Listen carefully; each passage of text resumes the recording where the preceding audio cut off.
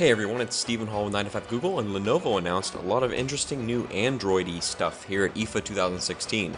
There's a new Moto mod, a new phone, and a couple interesting new tablets. Let's talk about them.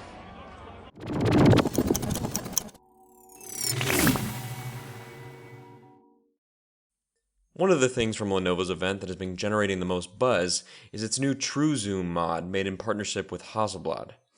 For those of us that own one of the three Moto Z variants, this thing brings 10x optical zoom, a xenon flash, and the ability to shoot photos in RAW format, as well as a nice ergonomic grip. What's the problem? It's $300. We'll talk more about this in a later video, but for now, let's just leave it at that. An admittedly cool mod that brings little more than optical zoom to the Moto Z costs $300. Let that sink in. Anyways, speaking of Moto mods, there's also a new mid-range phone called the Moto Z Play, with a glass back panel, longer battery life, and full compatibility with Moto mods, bringing an entry point to Moto's modular platform at a non-negligibly lower price point. As for specs, the Play runs Android Marshmallow on top of a 2.0 GHz octa-core processor and 3 gigs of RAM, all displayed on a decent 5.5-inch 1080p Super AMOLED display. On the back of the Moto Z Play, there's a 16 megapixel camera with laser autofocus, and there's a wide-angle front-facing camera on the front. Overall, you might notice that it's really similar to the Moto Z and Moto Z Force. Where the Play really differentiates itself though, besides its glass back, is battery life, which Motorola claims will give you 50 hours of use. Meanwhile, the 3600 mAh battery on the Moto Z Force is rated at just 40 hours. Lenovo also announced a super attractive new convertible tablet powered by Android, but it's really kind of a double tablet. There's one 10.1-inch display, the obvious one, but there's also a second display permanently mounted that acts as a keyboard with haptic feedback. In my experience, at least with the demo unit, the haptic didn't really help much though.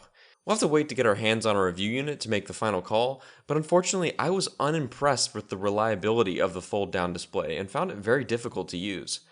That said, this thing looks amazing on paper in more ways than one. Under the hood, the YogaBook is powered by Intel's Atom X5 processor, 4 gigs of RAM, and comes with Lenovo's Book UI on top of Android Marshmallow. This skin allows Android to take full advantage of the YogaBook's unique hardware, allowing you to run apps in multiple windows, maximize or minimize them, and use keyboard shortcuts. Finally, Lenovo launched a brand new Android tablet at IFA, the Yoga Tab 3 Plus.